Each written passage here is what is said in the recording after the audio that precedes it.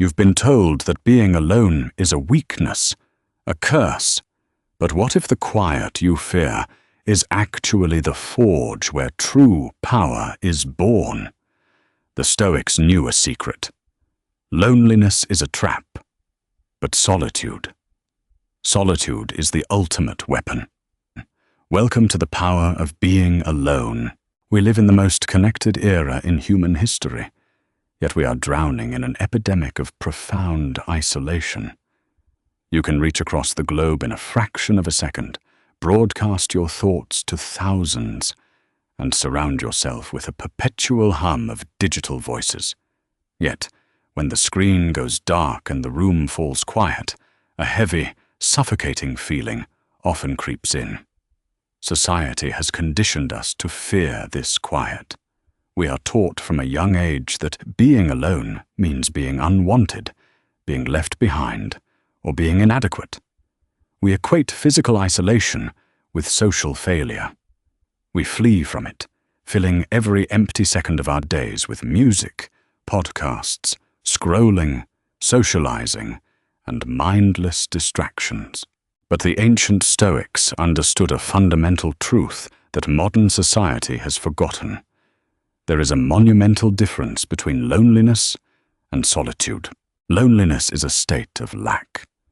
It is a hollow ache, a feeling that something is missing, a desperation for external validation to fill an internal void. Loneliness says, "I am empty without others." Solitude, however, is a state of profound completeness. It is the conscious, intentional withdrawal from the noise of the crowd to cultivate the richness of the self. Solitude says, "I am entirely whole on my own." To understand this Stoic power, we must look back to the very foundation of the philosophy. Picture the Mediterranean Sea over 2 millennia ago.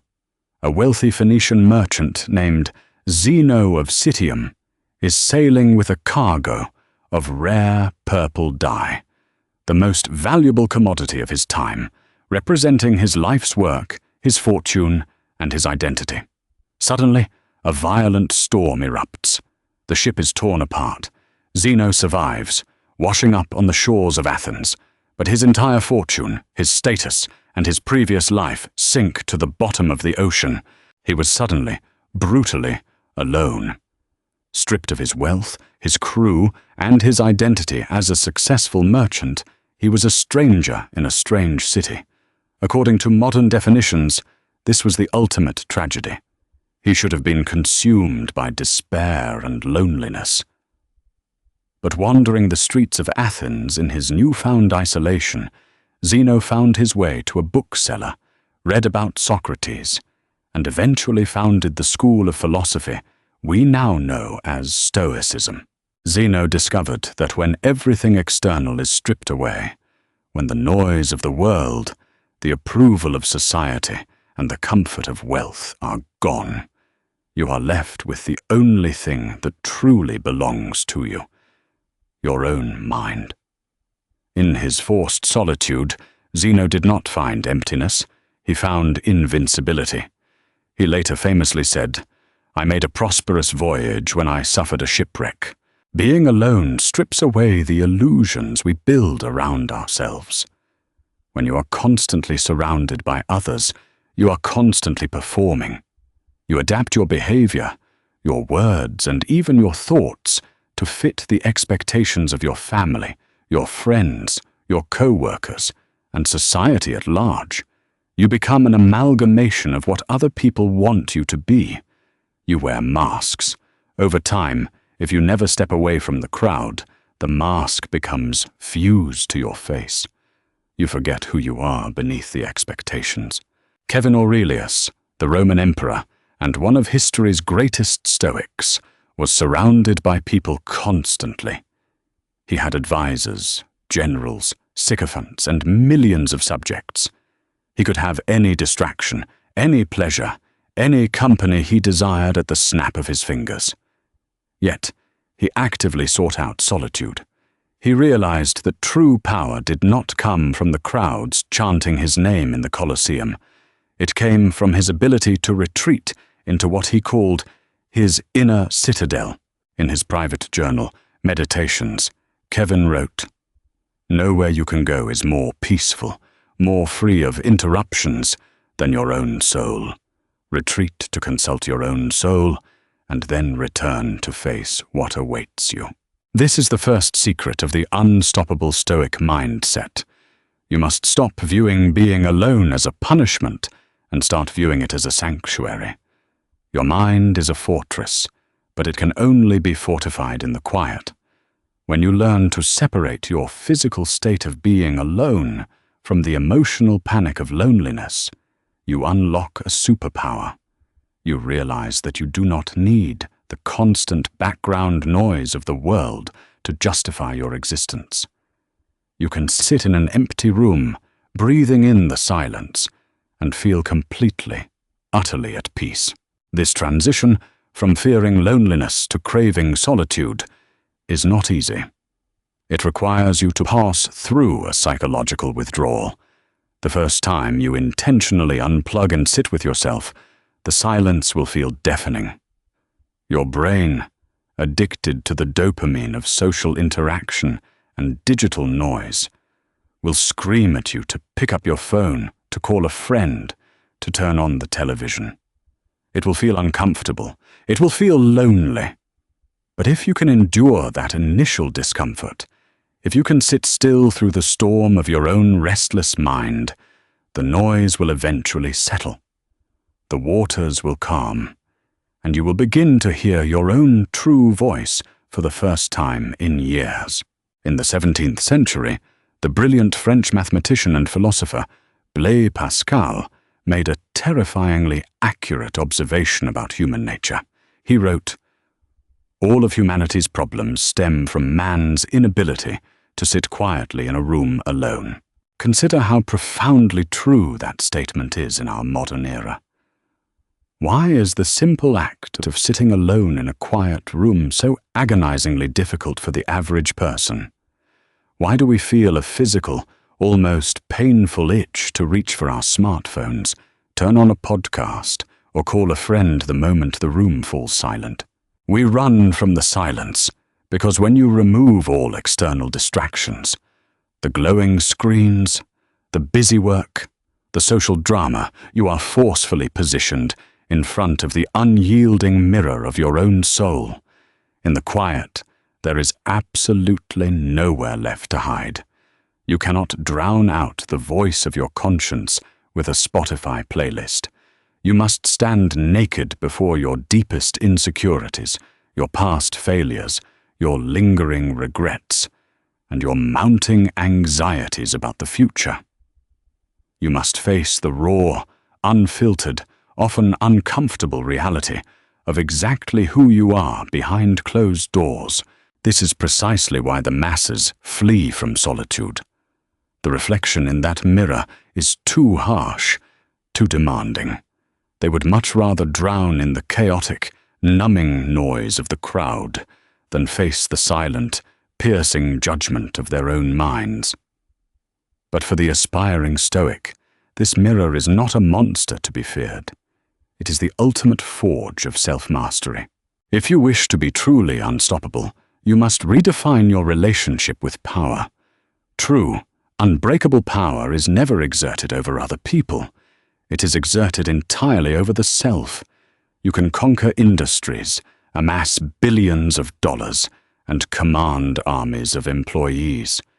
But if you cannot control your own temper, if you are a slave to your own impulses, and if you crumble under the weight of your own anxious thoughts, you are nothing more than a well-dressed prisoner. Self-mastery is the only freedom that matters, and self-mastery can only be forged in the searing heat of isolation.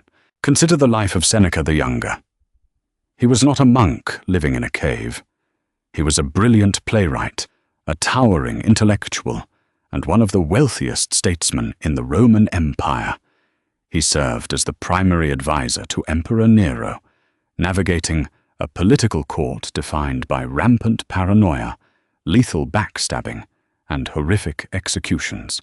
Seneca intimately knew the dangers of the crowd and the deeply toxic, corrupting influence of the mob. In his famous Letters from a Stoic, written to his friend Lucilius, Seneca relentlessly advised retreating from the masses. He warned that the crowd invariably brings out our lowest, most base impulses. But more importantly, Seneca wrote about the profound internal transformation that must occur when you close the door to the outside world. He asked a brilliant question: what is the chief sign of a well-ordered mind? A man's ability to remain in one place and linger in his own company. When someone later asked Seneca what he had actually accomplished by spending so much time practicing philosophy and solitude, his answer was legendary in its simplicity.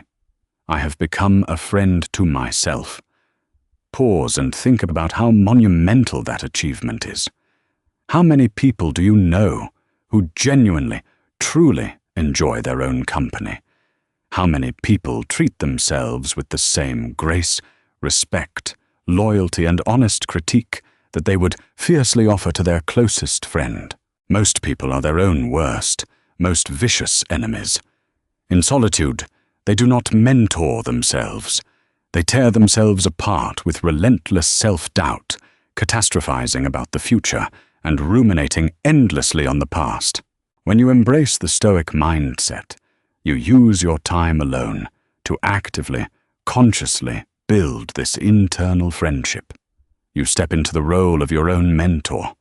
You sit down in the quiet with your chaotic thoughts and dissect them objectively, like a surgeon operating on a patient. When an anxious thought arises in the dark, what if my business fails? What if they are laughing at me? What if I am not good enough? You do not frantically reach for a distraction to numb the pain. You face the thought. You look it dead in the eye. You apply the ultimate Stoic tool, the dichotomy of control. You ask yourself, coldly and rationally, is this fear within my direct control, or is it outside of it? If it is outside your control, like the fluctuating economy, the unreadable opinions of your peers, or the unpredictable nature of tomorrow, you actively train yourself to sever your emotional attachment to it.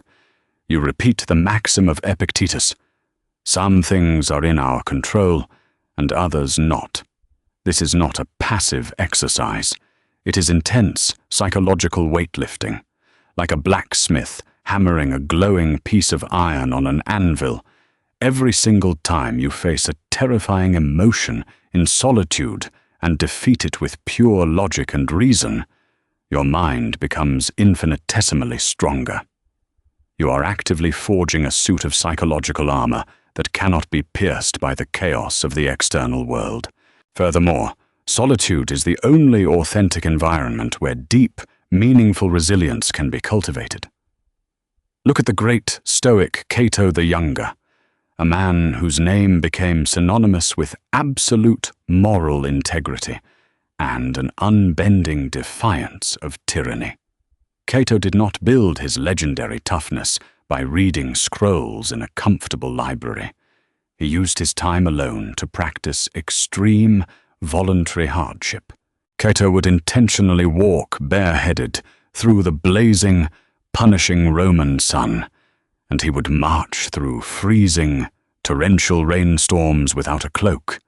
He would purposefully wear dark, out-of-style clothing to the forum to deliberately invite the public ridicule and stinging laughter of the Roman elite.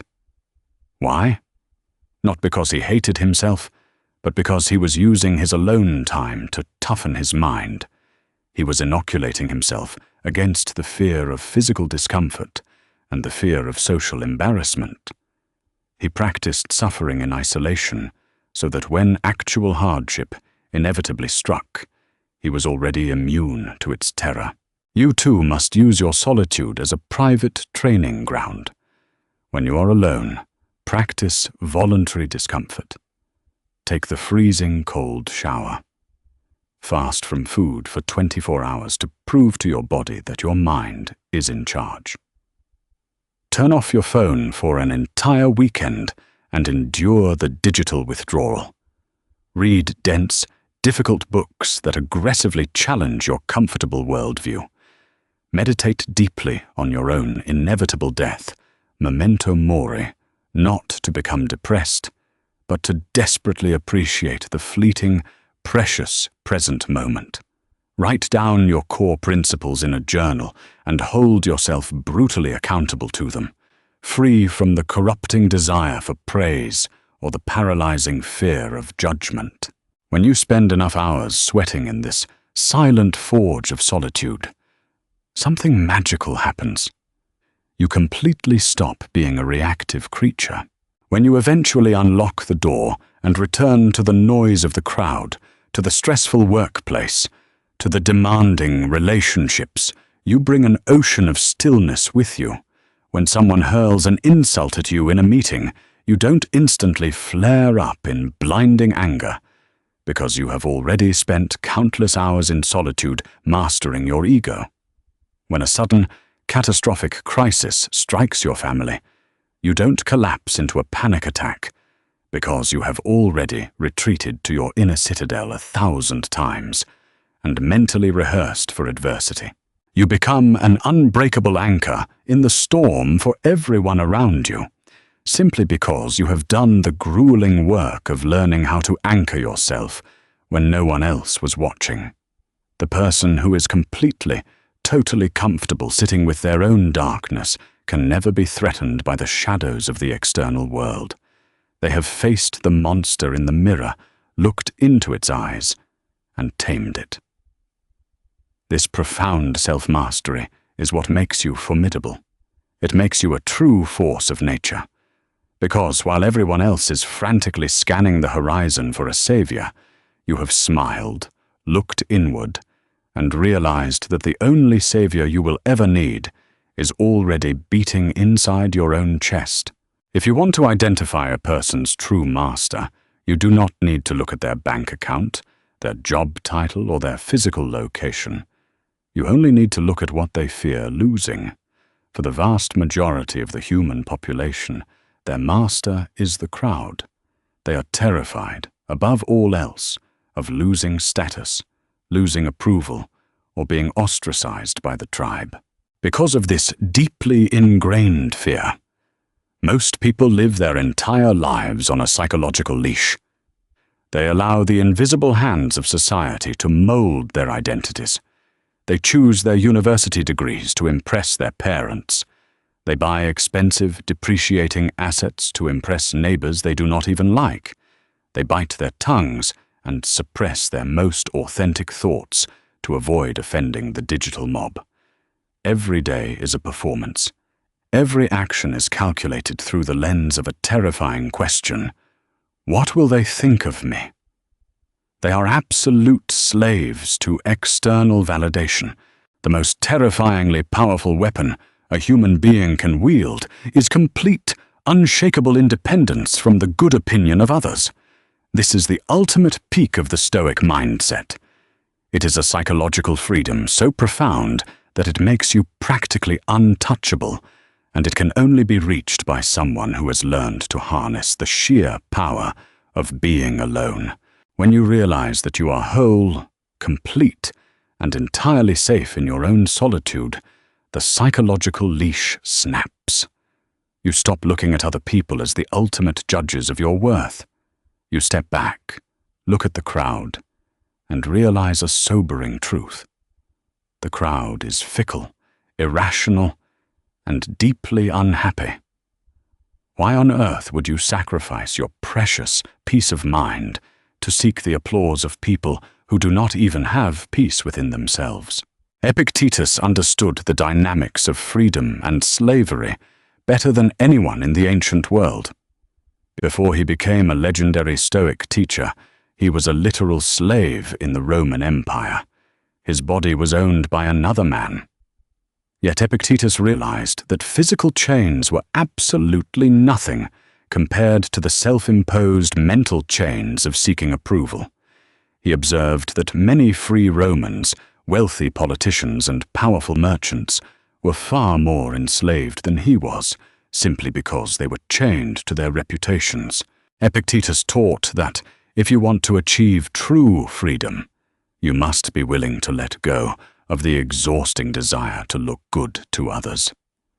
He laid down a principle that shatters the modern ego. If you want to improve, be content to be thought foolish and stupid. Think about the profound, overwhelming liberation in that statement. Be content to be thought foolish. In a world that is obsessed with appearing smart, successful, and perpetually happy, giving yourself permission to look like a fool is the ultimate superpower. When you no longer need people to think you are a success, you strip them of all their leverage over you. You disarm your critics before they can even draw their weapons. Imagine a person who walks into a room operating on this Stoic operating system. They don't puff out their chest. They don't awkwardly name-drop to prove their status. They don't force a laugh at jokes they don't find funny just to blend in. They simply exist, deeply and unapologetically rooted in their own reality.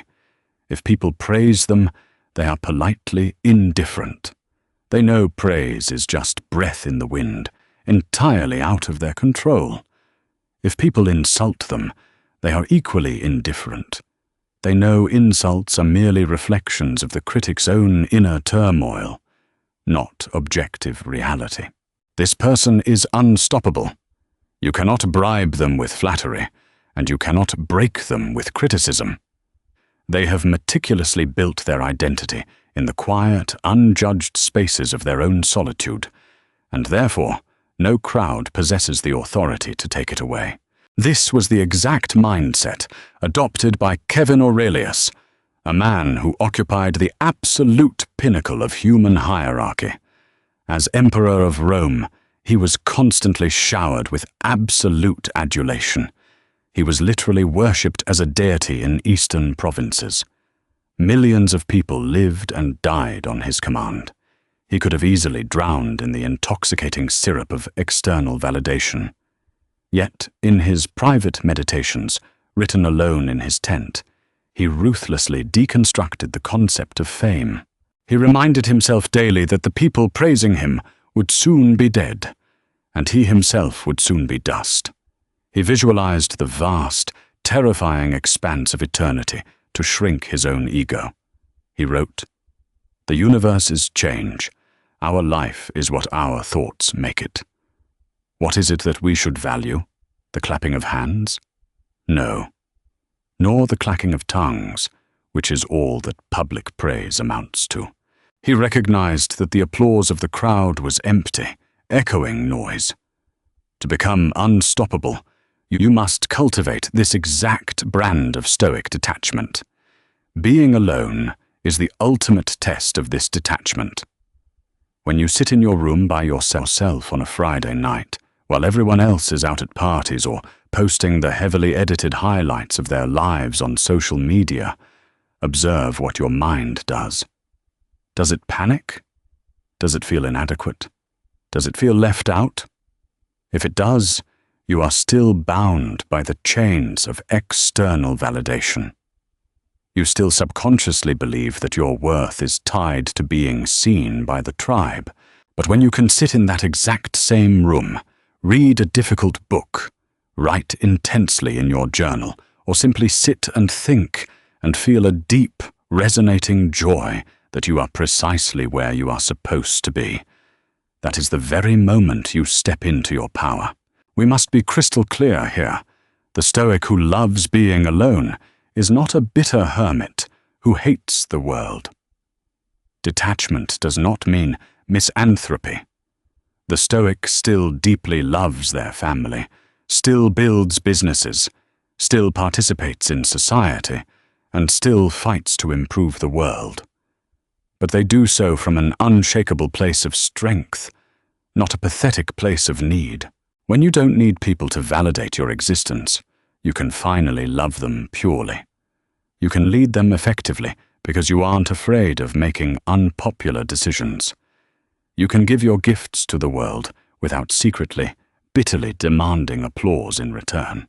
This independence makes you audacious. It allows you to take massive, terrifying risks that others are too paralyzed to take. The person addicted to the crowd will never start that unconventional business, write that controversial book, or walk away from a prestigious but soul-crushing career, because they are terrified of failing publicly. But the Stoic? The Stoic knows that even if they lose everything, even if the entire world points and laughs, they can always retreat to their inner citadel. They know how to be alone. And because they know how to be alone, they know how to survive anything. Like a roaring fire that feeds on its own heat, the Stoic transforms everything thrown at them into fuel. Alone is not a curse. It is the ultimate liberation. There is a profound alchemy that takes place when a human being chooses to suffer in silence rather than broadcast their pain to the world. We live in a culture that incentivizes outrage and victimhood. When we experience setbacks, failures, or heartbreak, the modern instinct is to immediately externalize it. We run to our friends to complain, we take to social media to vent, and we seek a chorus of voices to validate our grievances. We want the crowd to pat us on the back and say, "You are right. Life is unfair. You were wronged." But the Stoic recognizes this externalization for what it truly is, a leakage of power. Every time you seek pity from the crowd, you hand over a piece of your agency. You solidify your identity as a victim of circumstance. Solitude, on the other hand, is the crucible where pain is transformed into purpose. When you remove the audience, you remove the temptation to perform your suffering. You are left alone with the raw reality of the event. There is no one there to coddle you. There is no one there to validate your excuses. In the stark quiet of your own space, you are forced to look at your wounds objectively and ask the most empowering, terrifying question a human can ask. What am I going to do about it? Consider the life of Epictetus. Before he was a revered philosopher, he was a slave in Rome. His master was notoriously brutal, and according to historical accounts, violently twisted Epictetus's leg until it snapped, leaving him crippled for the rest of his life. Later, after finally securing his freedom and establishing himself as a teacher in Rome, the paranoid emperor Domitian banished all philosophers from the city. Epictetus was stripped of his home, his community, and his livelihood. He was driven into exile. By every modern standard, Epictetus had the absolute right to be consumed by bitterness. He had the right to complain to anyone who would listen about the staggering injustice of his life. But what did he do? In the forced isolation of his exile, he did not surrender to despair. He traveled to Nicopolis, a city in Greece, and used his solitude to refine his philosophy. He built a new school. He turned his tragedy into the very foundation of his teachings. It was because of his profound suffering, processed through the lens of Stoic solitude, that he could authentically teach others how to endure. He famously said, "Men are disturbed not by things, but by the views which they take of them." He realized that the event itself, the broken leg, the exile, was outside his control. But the narrative he constructed around it was entirely within his power. And that narrative could only be rewritten in the quiet spaces of his own mind, away from the pitying eyes of society. This is the alchemy of being alone. Solitude forces you to practice the Stoic principle of amor fati, the love of one's fate. It is not merely accepting what happens to you with a sigh of resignation, it is embracing it fiercely. When you are alone after a devastating failure, you have the space to deconstruct the disaster. You take the scattered, broken pieces of your life, lay them out on the floor of your empty room, and study them. Without the noise of other people's opinions clouding your judgment, you begin to see the hidden lessons. The business failure stops being a public humiliation and becomes a masterclass in risk management. The painful breakup stops being a rejection of your worth and becomes a necessary clearing of space for your own personal evolution. The betrayal stops being a fatal blow and becomes a sharp, invaluable lesson in human nature. You cannot do this deep, transformative work in a crowded room. The crowd demands emotional reactivity. Solitude demands objective reflection. When you learn to process your pain alone, you develop an aura of quiet invincibility. People will look at you in awe as you navigate catastrophic losses with terrifying grace. They will wonder how you remain so composed when your world is falling apart. The secret, which they will never understand until they embrace solitude themselves, is that you have already fought the battle in the dark. You have already faced the demons in the quiet hours of the night. By the time the world sees you dealing with adversity, the internal war has already been won. Furthermore, this deliberate isolation in times of struggle prevents you from poisoning others with your unhealed trauma. How often do we lash out at those we love simply because we haven't taken the time to sit alone and process our own anger? The Stoic takes responsibility for their emotional state. They retreat into their solitude like a wounded animal retreating to a cave, not to hide in fear, but to heal in peace, ensuring that when they emerge, they bring strength, not toxicity, back to the world. To master this mindset, you must change your relationship with negative emotions. The next time you feel a surge of anger, grief, or intense anxiety, do not instinctively reach for your phone. Do not turn on the television to numb the feeling. Do not rush out the door to find a distraction. Instead, go to your room, close the door, and sit down. Feel the emotion completely. Let it wash over you in the silence. Interrogate it. Ask it why it is there. Strip away the emotional exaggeration and look at the cold, hard facts of the situation. You will find that in the absence of an audience, the drama dissipates. What is left is simply a problem to be solved, a reality to be accepted, or a lesson to be learned. You transform the heavy lead of your suffering into the pure gold of wisdom. That is the power of alone. That is how you become truly unbreakable. There is a dangerous misconception that Stoicism is a philosophy of cold, detached isolationism. Critics often paint the Stoic as a solitary monk sitting on a mountaintop, indifferent to the suffering of the world, hoarding their peace of mind like a miser hoards gold. But this could not be further from the truth. The ultimate goal of the Stoic mindset is never permanent withdrawal. Solitude is the training ground, not the final destination. The purpose of building an unbreakable inner citadel in the quiet of your own company is so that you can open the gates and bring that strength back into the chaotic, messy, and beautiful world of human interaction. The Stoics were not hermits. They were emperors, generals, merchants, and active members of society. They believed deeply in the concept of sympathia, the fundamental interconnectedness of all humanity. We are meant to work together, to love one another, and to contribute to the common good.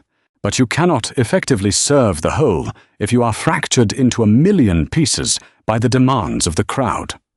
You cannot pull someone out of a raging river if you do not have your feet firmly planted on solid ground. This brings us to the final, most glorious phase of mastering the power of being alone, the unstoppable return. When you have spent sufficient time in the forge of solitude, when you have mastered your ego, detached yourself from external validation, and learned to process your pain into purpose, you return to society as a fundamentally different human being. You are no longer a consumer of the world's emotional energy. You become a producer of stability. Think of Kevin Aurelius. He spent his days in the absolute chaos of running an empire. He faced plagues that decimated his population, endless wars on the frontiers, devastating economic crises, and even the betrayal of his most trusted general, Cassius, who attempted to usurp the throne. The stress would have shattered an ordinary man. But Kevin had a secret weapon, his nightly retreat into his own mind. In the flickering lamplight of his military tent, miles from the comforts of Rome, he would write to himself. He would remind himself of his duties. He would remind himself not to hate those who wronged him, recognizing that they acted out of ignorance. He used his intense solitude to wash away the dirt and grime of the day's politics, and because he did this hard work alone in the dark, he could wake up the next morning and step out of his tent as the steady, unwavering leader the Roman world desperately needed. He did not let the chaos of the world corrupt his inner peace. Instead, he exported his inner peace into the chaotic world. This is the power you wield when you master solitude. When you return to your family, your workplace, and your community, you become the anchor. Have you ever noticed how the energy of a room can be completely altered by the presence of one truly grounded individual? When a crisis hits an office, the people who are dependent on the crowd will panic. They will feed off each other's anxiety, creating a vicious feedback loop of hysteria. But the person who knows how to be alone, they remain still. They do not get swept up in the emotional contagion. Because they are comfortable in their own silence, they can endure the noise of the panic without absorbing it. Their calmness acts as a shock absorber for everyone around them. They become natural leaders, not because they are the loudest in the room, but because they are the most deeply rooted. Furthermore, mastering solitude entirely transforms the way you experience relationships and love. When you are terrified of being alone, you cling to people for the wrong reasons. You use them as shields against your own loneliness. You tolerate toxic behavior, compromise your values, and suppress your true self just to keep people around, terrified that if they leave, you will be cast back into the silence you fear. Your relationships are built on a foundation of desperate need. But when you realize that alone is power, when you know that you can survive and even thrive in complete isolation, the dynamic shifts completely. You no longer need people to complete you. And paradoxically, this is the exact moment you become capable of loving them truly. Because you are not extracting your self-worth from your partner, your friends, or your colleagues, you can engage with them purely out of choice, appreciation, and genuine affection. You can give generously without keeping score. You can let them be who they are without trying to control them to soothe your own insecurities. If someone walks out of your life, it may bring you sadness, but it will not bring you destruction. You will simply retreat to your inner citadel, process the loss, and continue moving forward. You become an unstoppable force of genuine connection because you are no longer operating out of fear. The journey of the Stoic is a continuous rhythm of retreating and returning. You withdraw from the noise to sharpen your mind, to study your flaws, and to commune with your highest ideals. You endure the uncomfortable silence until it becomes a comforting symphony. And then, armed with the profound clarity that can only be found in isolation, you march back onto the battlefield of life. You bring your courage to the fearful. You bring your clarity to the confused. You bring your unshakable stillness to a world addicted to motion. The next time you find yourself alone, do not reach for a distraction to fill the void. Do not view the empty room as a prison. Recognize it for what it truly is, the greatest training ground you will ever enter. The silence is not an enemy. It is the master teacher. It is waiting for you to stop running. It is waiting to strip away your illusions, your fears, and your dependencies, leaving only the indestructible core of who you really are. Alone is not a sentence to be endured. It is a crown to be worn. It is the ultimate manifestation of personal sovereignty. When you can stand in the center of the universe with nothing but your own thoughts and feel absolutely invincible, you have achieved the ultimate victory. You have conquered yourself.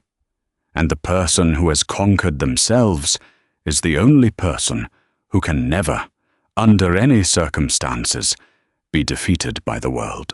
Being alone is not a weakness. It is the ultimate forge of your invincibility. When you master your solitude, you master your life, stripping away the noise to discover the unstoppable force within. The crowd will always demand your attention, but true power belongs to those who own their silence. If this message resonated with your journey, hit the like button, share this video with someone who needs to hear it, and subscribe for more Stoic wisdom.